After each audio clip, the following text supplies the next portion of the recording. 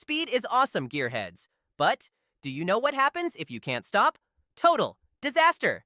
Today in the garage, we are turning all this go into whoa. Let's master the science of brakes.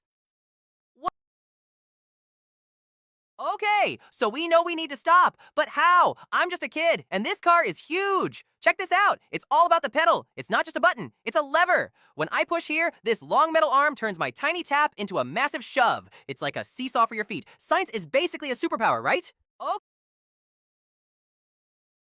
wait, that pedal push goes straight to the master cylinder. It's like a superpowered squirt gun under the hood. It squishes special liquid through tiny tubes to the wheels. Since you can't compress liquid, it hits the brakes with massive force. Hydraulics are basically a superpower.